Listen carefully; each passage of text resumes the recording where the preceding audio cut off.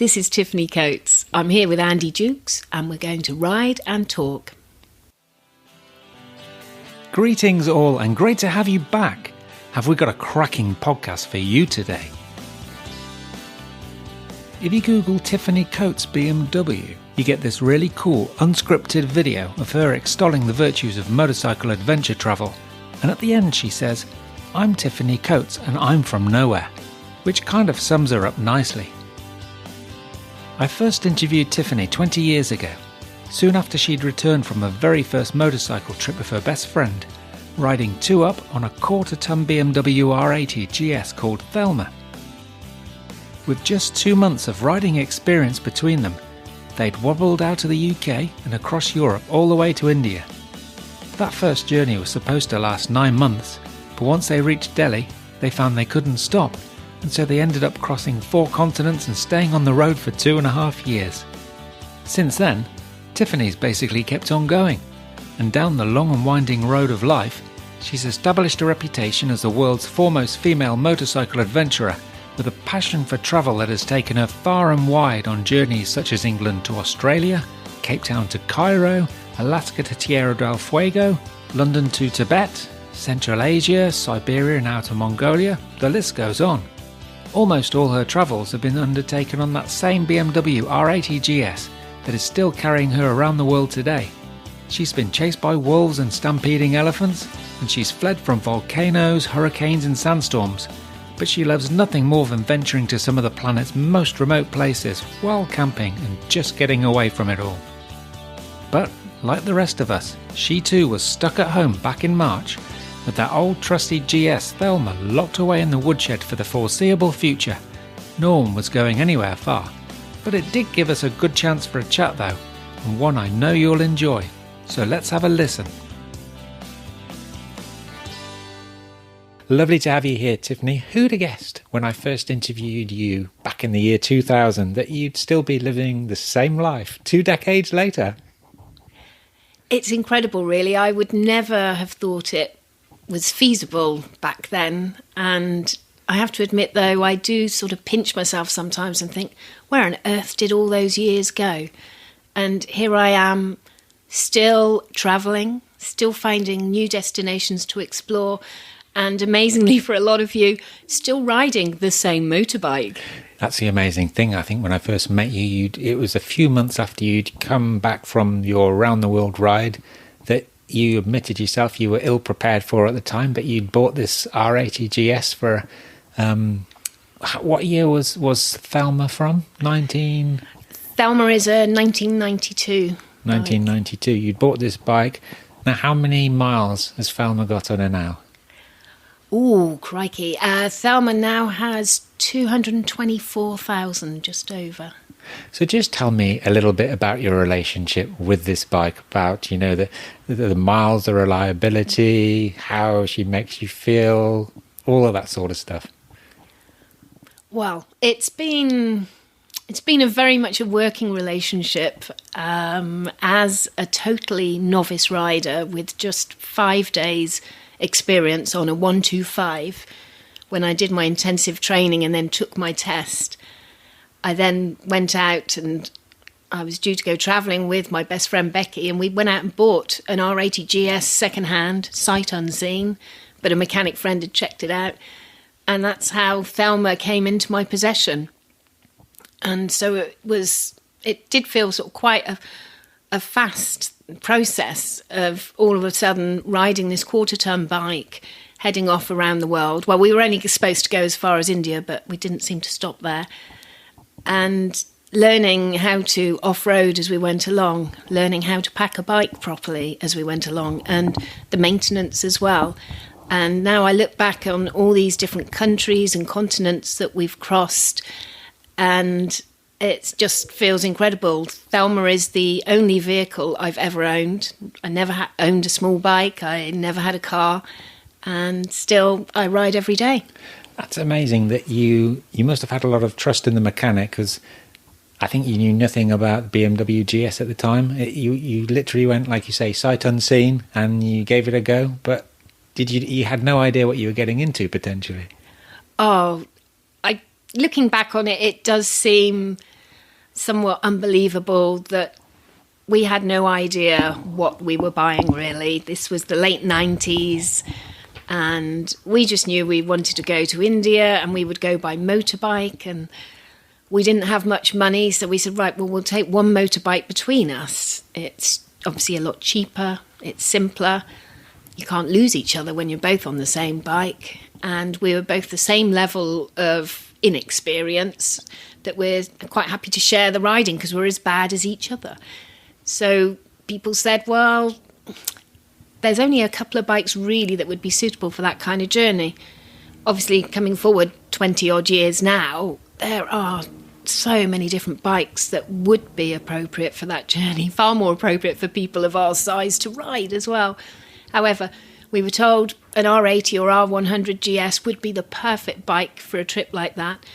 And I always remember someone did say, well, they're a bit big and heavy, but ideal for two people, two up, with all their camping gear to cross all that varied terrain and thousands of miles to India. So that was the bit that stuck in my brain. It would be ideal.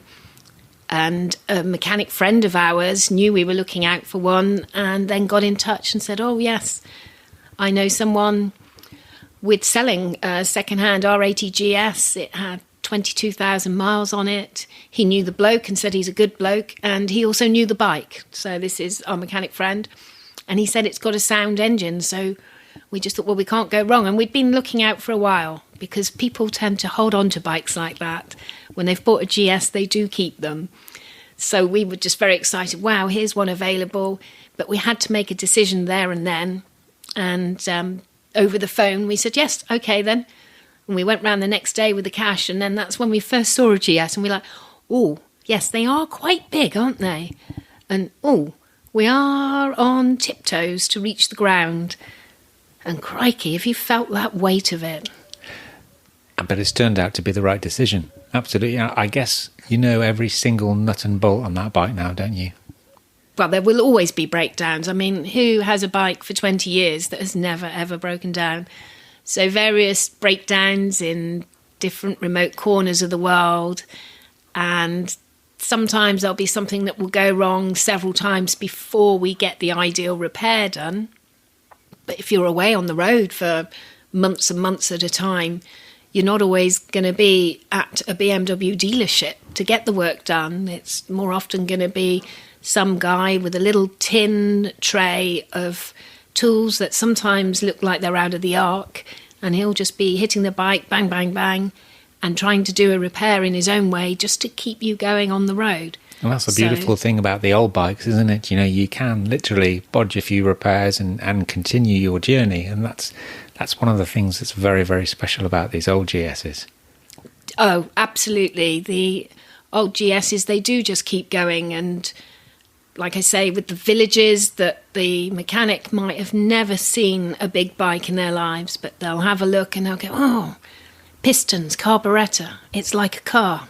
And I'll say, yes, it is like a car. Bang, bang, bang. And they'll produce a broken part. And they'll hold it up and say, this is the broken bit. Now, in the UK, we would go ahead to the parts department and say, we need this part, get it sent out, get it fitted. In various other parts of the world, it could be Mozambique or Mongolia. They'll have a look and they'll say, well, either they can repair the part, or they've got a cousin with a machine shop in the next town who can make that part. Or actually, looking at this part, you know what? We use something like that in our Toyotas locally. And they'll trot off to the market and come back with a part that looks very, very similar. They'll slot it into place and it'll work. So Thelma has actually run with parts out of Toyota, Mazda, and some Russian car that I can't even pronounce the name of. So she just, we'll slot in these parts, put them in, and carry on with our travels. There'll be a point further on that we'll actually be able to get a genuine part back in again. But I have come back to the UK, and the guys at Sherlock's in Devon who do my work on Thelma, they'll say, we can't actually work out what this part came from because all the writing on it is in Cyrillic. And where on earth did you pick up that piece? And I'll be like, yes, well, that might have been Siberia. Absolutely brilliant. Now, that original journey, going back, like you say, more than 20 years, and you and Becky, a couple of months after passing your test, no knowledge, didn't know what you're getting yourselves into. A lot of people are afraid to take those first tentative steps, but that was pure adventure, wasn't it, looking back? Oh, definitely. Life is for living, and there's always been journeys and travels that I've wanted to do. It was blind ignorance, perhaps, that led us to adventure.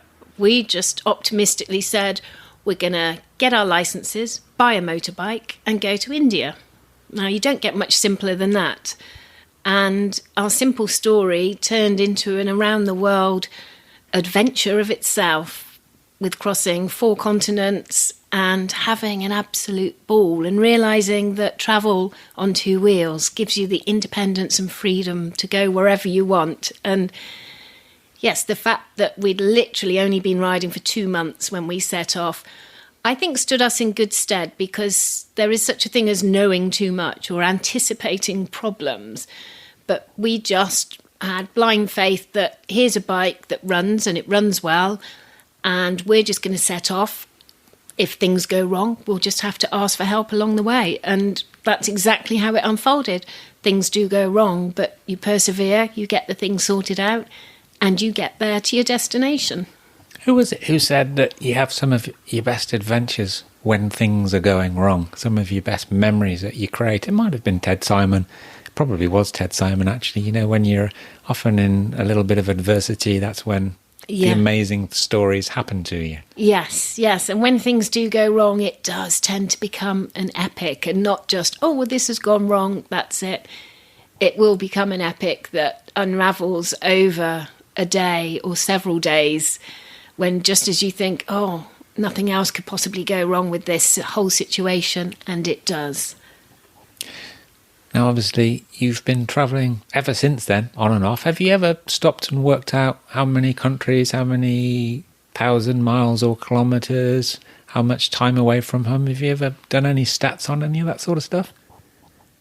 Well, no, I'm obviously not very good at counting things up. The mileage is approximate, and it's a conservative estimate, because I've broken a couple of Speedos, had a couple of Speedo cables snap, and one of the Speedos, wolves were chasing me in Labrador, and the front wheel did hit a bit of a rock quite hard, and obviously I was just worried about the wolves chasing me, so just kept going. But I remember at that point riding along that Labrador gravel track and watching my Speedo needle just dropping, and I'm thinking, oh no, I'm going to have to start trying to count my miles again. And so various mishaps like that, where Thelma no longer faithfully counts each mile, has meant there's been some guesswork to do. I think it's been easier for me, if I needed to add up how much time I've spent away from home, on the road, living on my bike, and it comes into the years, definitely. And of all the time you've been away and all of the trips that you've done, would you say that the world's changed a lot since that original trip on the R80? There would be some people who can see it as changing an awful lot.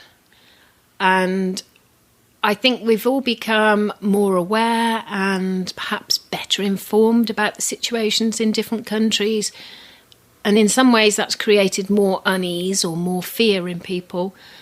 But I think, on the other hand, the things that haven't changed is setting off in a sort of blissful ignorance of what to think about, what to worry about, just setting off with that belief that, okay, we'll deal with each situation as it happens. In a lot of ways it has changed.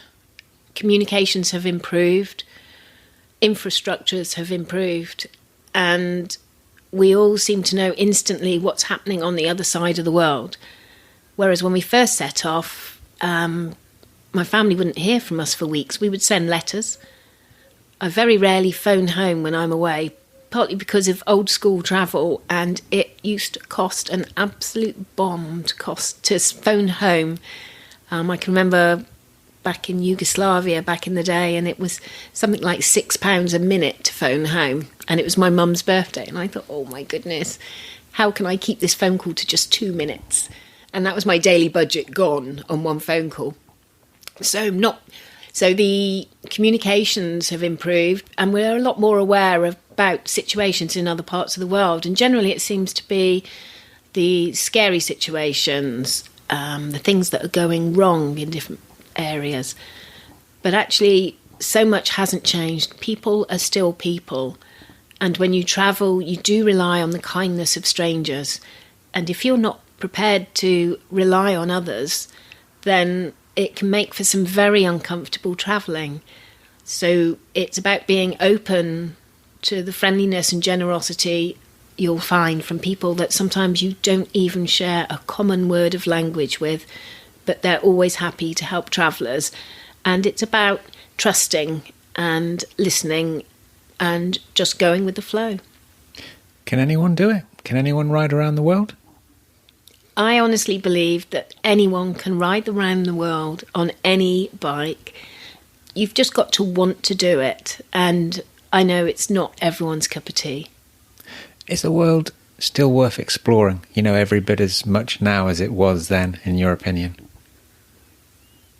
Oh, that's an interesting question.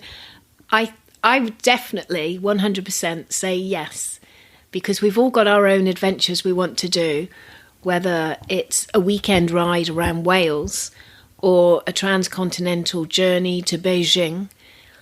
And although the places we're going through might become a bit more sophisticated and they're more aware of, oh, that's a motorbike, oh, that's a BMW, there are always places that we want to visit as individuals, and it's always worth doing those explorations. I know there's so many places I still want to go and see. And you asked earlier about how many countries I've been to on my bike, and it's in the 80s, I know that much. And there's still a lot more places I want to discover, and it doesn't matter how world-weary you think other countries and regions are becoming. Actually, you'll still always be a traveller, and it will always be a journey of adventure for you. You spoke a little bit earlier about the kindness of strangers and how people almost always will always open themselves up and help you. In terms of opening up, is it quite a difficult thing for people to do, do you think, to make that mental leap to allow themselves to be in those very, very unfamiliar situations that you get on the road where it is completely out of your comfort zone? It very much depends on the individual. Certainly it's something I'm comfortable with, having grown up moving around, living on different army bases around the world. I grew up always being in new environments where I don't know people, but realising you've just got to make friends from scratch. And actually, it is quite easy to make friends wherever you are in the world. You might not have any languages in common, but a smile goes a long way. And so it is about trust, and it's trusting those around you. But I think more importantly, it's about trusting your own judgment and knowing that I've got reasonable judgment and I'm coming across different people who are all offering to help, and it's so often that you'll be accepting an offer of help from 99% of the people, and maybe just occasionally that 1% that you're thinking, this doesn't feel quite right, so I'll just make my polite excuses, because after all I'm very British in that way, and perhaps do something different. But yes, it is about trust, and not everyone is comfortable about putting themselves or their motorbike in someone else's hands.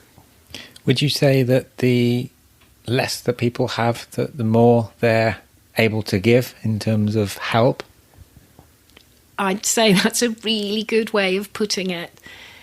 The people with the fewest possessions and the lowest levels of materialism are the ones who are the most giving. And interestingly, in many parts of the world, particularly going through Africa, they're quite often the happiest people. So going through villages in Sudan where the locals had nothing that they could give us beyond water from the well, some beans to eat, and we're not talking Heinz baked beans either, talking about beans they've grown themselves, dried and then boiled up with a bit of salt. And they'll happily share that. And yet when we get to places where perhaps our own countries, where there are people who are much wealthier, they seem a bit more suspicious of strangers and a bit more scared perhaps about what could be taken from them, so less open to giving. So the more you have, the more you're afraid of losing, is what it seems. Does that make you think that maybe people are a little bit afraid of chasing their own dreams as well, because they're afraid of what they might lose in that process? It would depend on your motive for travel.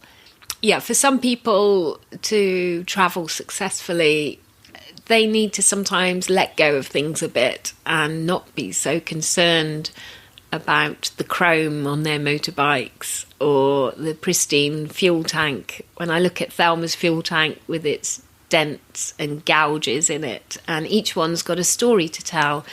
And for me, that's part of the beauty of my bike, that I'll look at it and think, oh, yes, that was that big fall in the river that created that dent. So I'll always be able to repair the bike, and you can get bikes restored to pristine condition, but I can't see I would ever do that. And you've just got to go with the flow on travel. And going with the flow, obviously that's what you did very much so right from the beginning. But in terms of riding skills, it's perfectly possible to develop these while you're on the road, isn't it, as well? You know, to learn by making mistakes, I guess. I do think I am probably a classic example of that when we set off right from the start, we were riding two up, and I hadn't realised how unusual that can be for a start. But because it's something we did the whole time. So I learnt to ride motorways two up. I learnt to ride off-road two up. I learnt to cross rivers and deserts and mountains. And it helped having two of us on it, because actually the one on the back would be calling out instructions or just keeping up that mantra, particularly for off-road, of revs up, and there could be every nerve in your body is screaming, slow down. But actually there are times when you've got to keep those revs up to keep that forward momentum, whether it's through sand, gravel or water. When are you at your most happiest? Oh, I love that question, because for me, I find it really easy to answer. And it would be camped somewhere remote with a wonderful view, no sign of anybody else, and just that feeling of freedom and enjoyment of the great outdoors. I love it down here in Cornwall. But when you're away, do you miss home? I feel like I have such a lucky balance in my life. I live in the most beautiful part of the UK, and no doubt there's people going, what? No, she doesn't. So I'll always have itchy feet. I do realise that. There'll always be places I want to go and see, and I'll travel there and I'll see the most incredible views and meet people with the most amazing lives.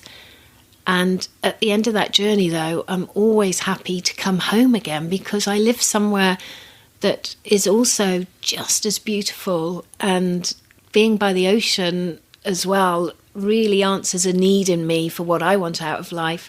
So I'm always happy to come home, and I do always miss it. There's always a sense of homesickness when I first set off on a trip.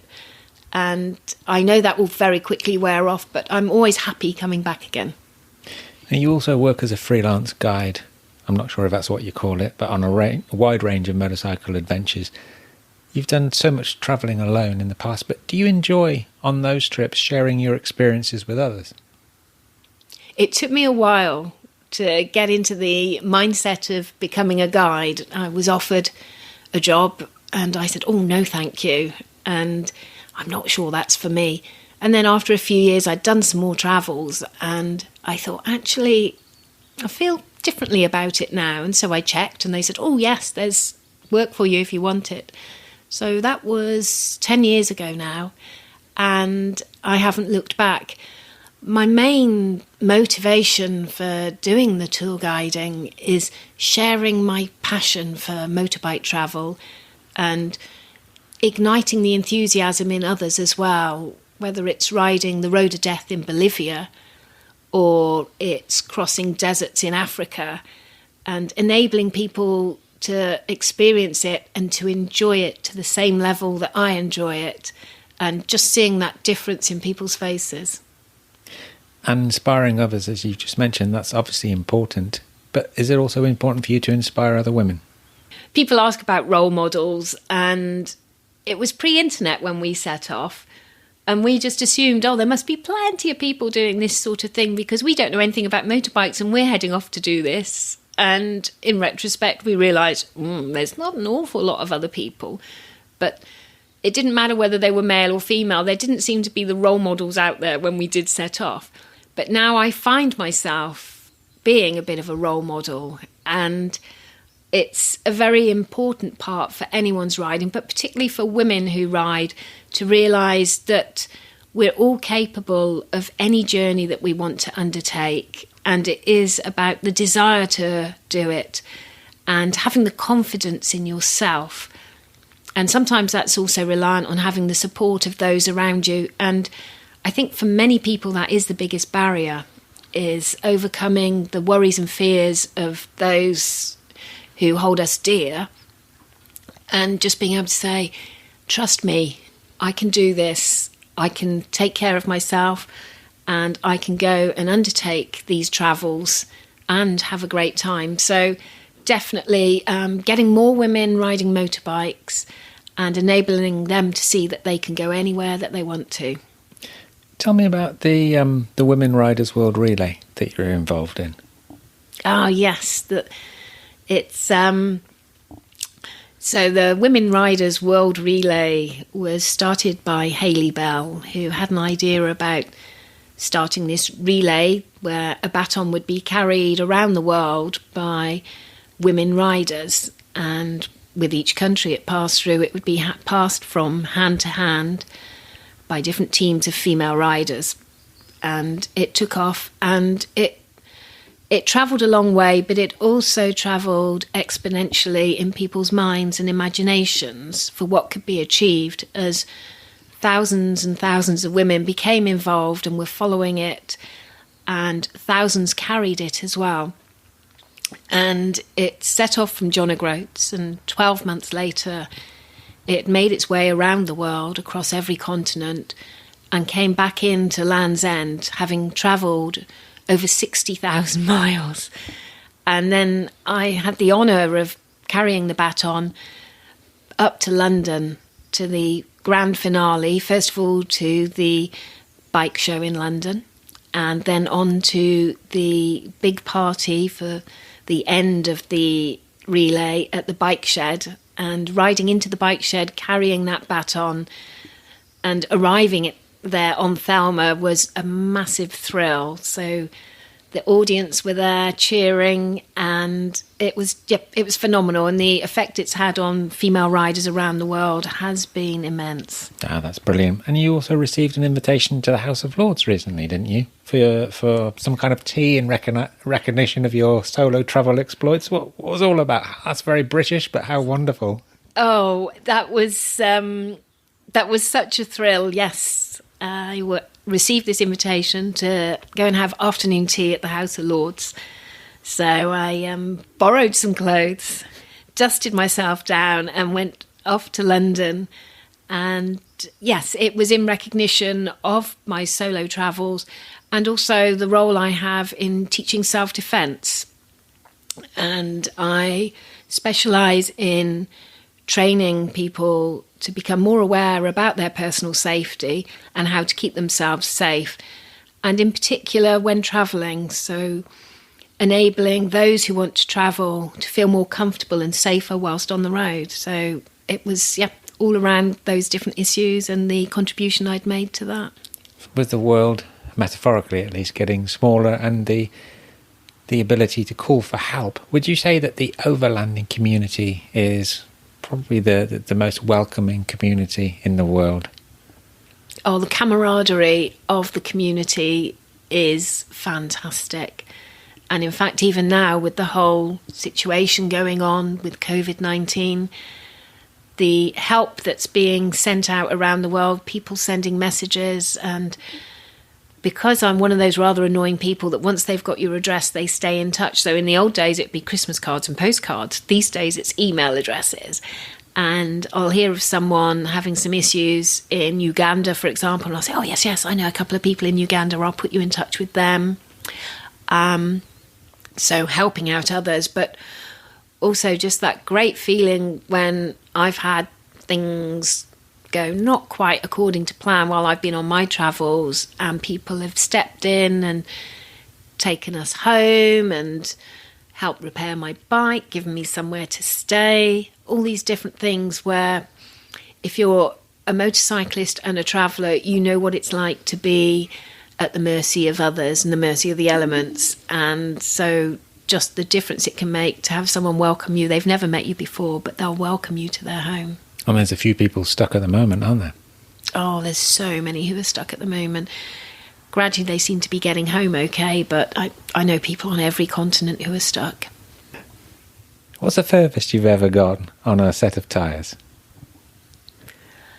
The furthest I've ever gone on a set of tyres, I would say probably 13,000 miles.